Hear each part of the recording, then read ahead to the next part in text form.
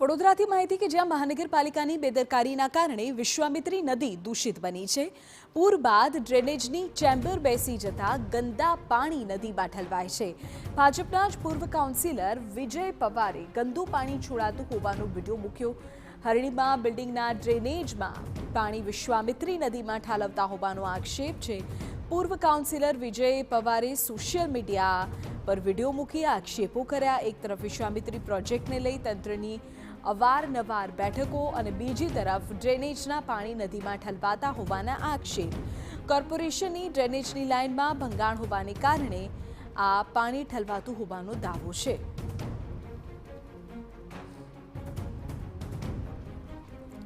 દૃશ્યમાં પણ જોઈ શકાય છે કે જે પ્રકારે વિશ્વામિત્રી ને લઈને દાવાઓ કરવામાં આવી રહ્યા છે।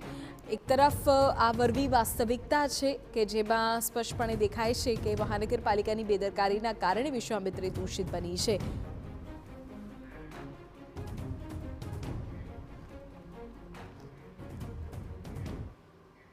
તેરા જ મુદ્દે વધુ જાણકારી મેળવીએ અમારા સંવાદદાતા અંજલિ ઓઝા વડોદરાથી આપણી સાથે તે લાઈવ જોડાઈ ગયા છે। અંજલિ, શું સ્થિતિ છે અત્યારે ખરેખર વિશ્વામિત્રીની? કારણ કે એક તરફ આક્ષેપો છે, બીજી તરફ દ્રશ્યોમાં ભરપૂર ગંદકી છે।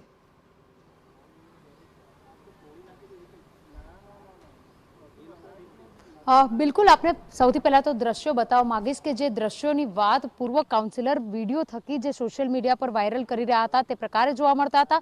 તે જ દ્રશ્યો અહીંયા વાસ્તવિકપણે પણ જોવા મળી રહ્યા છે। એક તરફ પાલિકાનું તંત્ર ટીમ વડોદરાના નામથી વડોદરા શહેરમાંથી પસાર થતી વિશ્વામિત્રીને શુદ્ધ કરવાની વાત કરે છે, નવસર્જન વિશ્વામિત્રીનું કરવાની વાત કરે છે, તો બીજી તરફ ડ્રેનેજના પાણી પાલિકાના પાપે જ વિશ્વામિત્રીમાં જઈ રહ્યા છે, જેના કારણે નદીની જે શુદ્ધતા છે તેના પર સવાલ થઈ રહ્યો છે। તો આસપાસ રહેતા જે સ્થાનિકો છે તેઓના સ્વાસ્થ્ય પર પણ અસર થતી હોય તેવા ચોક્કસપણે અહીંયાથી દ્રશ્યો જોવા મળી રહ્યા છે। સ્થાનિકો દ્વારા અવારનવાર રજૂઆત કરવા છતાં પણ કોઈ પણ પ્રકારનું નિરાકરણ નથી આવ્યું। અગાઉ જાણ કરી હતી, તે સમયે 2 વર્ષ પહેલા પણ આ જ પ્રકારની પરિસ્થિતિ હતી। બાદમાં જાણ કર્યા બાદ સમારકામ કરવામાં આવ્યું, પરંતુ સમારકામ પૂર્ણ કર્યા બાદ તુરંત ફરીથી આ જ પ્રકારની પરિસ્થિતિ ઊભી થતા લોકો મુશ્કેલીમાં મુકાયા છે। સ્થાનિકો હાજર છે, તેમની સાથે વાત કરવાનો પ્રયત્ન કરીશું કે કયા પ્રકારની પરિસ્થિતિ થતી હોય છે, સાંજના સમયે સૌથી વધારે કેવી મુશ્કેલી પડતી હોય છે। સાંજના સમયે તો સ્મેલ બહુ આવે છે અને મચ્છરજન્ય રોગો અહીંયા બહુ ફેલાય જ છે। દર વરસાદ પછી તો અહીંયા ફેલાય જ છે। બિલકુલ, બહુ તકલીફ તો છે જ અહીંયા। બિલકુલ, આજે ડ્રેનેજના પાણી નદીમાં છોડાઈ રહ્યા છે, નદીને માતા કહીએ છીએ અને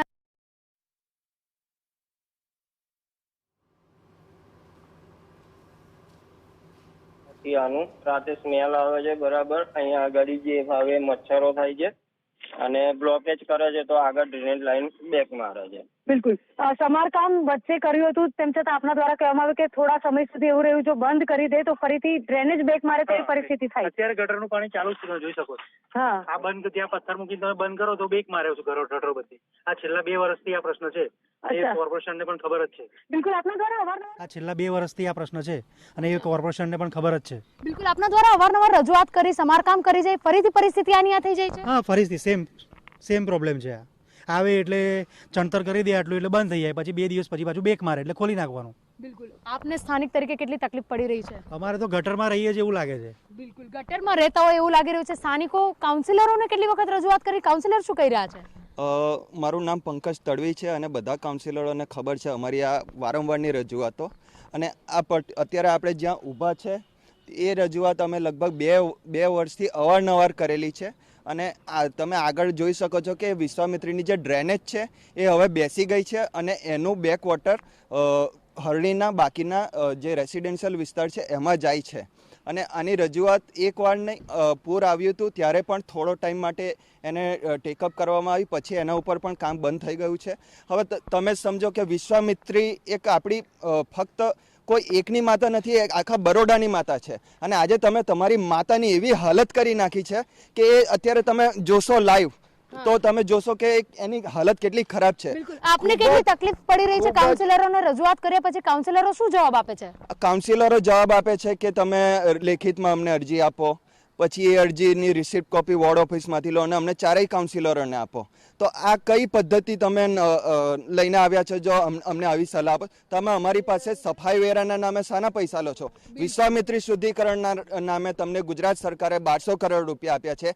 આજે લગભગ 3.5 મહિના થઈ ગયા છે. તમે વિશ્વામિત્રી શુદ્ધિકરણનો રોડ મેપ કેમ નથી બનાવી શક્યા? તમે અમને એ સમજાવો. આ વિશ્વામિત્રી આ જે રીતે ગંદી થઈ રહી છે એના કારણે નદીમાંથી પુષ્કળ મચ્છરોનો ઉપદ્રવ થઈને અમારા હરણીના રેસિડેન્શિયલ વિસ્તારોમાં આવી રહ્યા છે અને એના લીધે આજે ડેન્ગ્યુ, મલેરિયા જેવા ભારે ભારે રોગોનો ઉપદ્રવ થઈ રહ્યો છે. જો આ પબ્લિક જો બધી સંપૂર્ણ રીતે આ રીતે બીમાર પડશે તો શું તમે એ બધા માટે તમે જવાબદારી લેશો? કોઈનું બિલકુલ. આપને કયા પ્રકારની પરિસ્થિતિ લાગી રહી છે? કારણ કે જે રીતે વિશ્વામિત્રી નદીનું સ્વરૂપ બદલાઈ રહ્યું છે, ગટરના પાણી વિશ્વામિત્રીમાં છોડવામાં આવી રહ્યા છે, કેટલા હાનિકારક છે?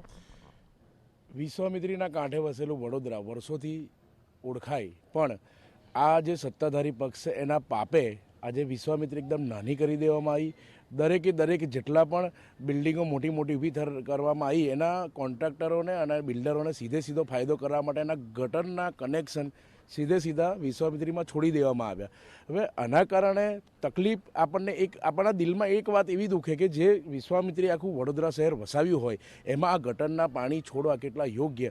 બિલ્ડરોને અને કોન્ટ્રાક્ટરોએ જે આ કૃત્ય કર્યું છે અને જે સત્તાધારી પક્ષે આ કૃત્ય કરાયું છે, જલ્દીથી જલ્દી આ વિશ્વામિત્રીનું શુદ્ધિકરણ કરવામાં આવે અને જે ક્રોકોડાઇલ પાર્ક બનાવવાની વાત થઈ હતી તો ક્રોકોડાઇલ પાર્ક બનાવવાની જે પણ હોય ને 1200 કરોડની વાત થઈ તો એના પર કાર્ય કરવામાં આવે. બિલકુલ. આજે અત્યારે ગટરના પાણી જોવા મળી રહ્યા છે, વિશ્વામિત્રીમાં વહી રહ્યા છે.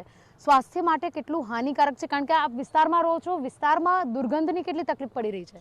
આ વિસ્તાર નવો વિસ્તાર વસેલો છે. હરણી ગામ પછીનો આ વિસ્તાર છે. આ વિસ્તારને જાણે કે વડોદરા શહેરમાં ના ગણતા હોય એ રીતનું થઈ રહ્યું છે. 4 કોર્પોરેટર અહીંયાથી ગાયબ છે. દરેક કનેક્શન ગટરના વિશ્વામિત્રીમાં આપી દીધેલા છે.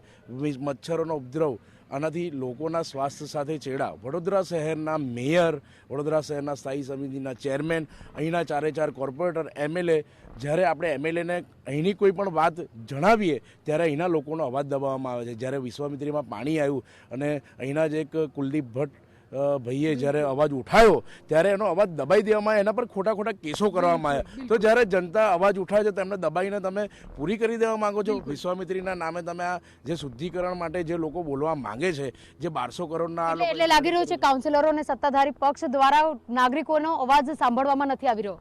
બિલકુલ. સાંભળવાની વાત તો છોડો, દબાવવાનો જે પણ નાગરિક બોલવાની કોશિશ કરે ને એને દબાવવામાં આવી રહ્યો છે. અમે તો 2 હાથ જોડી અને સત્તાધારી પક્ષ અને ચૂંટાયેલી પાંખોને વિનંતી કરીએ છીએ કે તમે જે મોટા વાયદા કર્યા છે એ વાયદા પૂરા કરો ના કરો, પણ વિશ્વામિત્રી જેના નામે વડોદરા ઓળખાય છે એનું તો શુદ્ધિકરણ કરો. એને તો લોકોનો સ્પષ્ટ આક્ષેપ છે કે વારંવારની રજૂઆતો બાદ પણ પરિસ્થિતિ સુધરતી નથી અને વિસ્તારમાં દુર્ગંધ, મચ્છરોનો સખત ત્રાસ છે.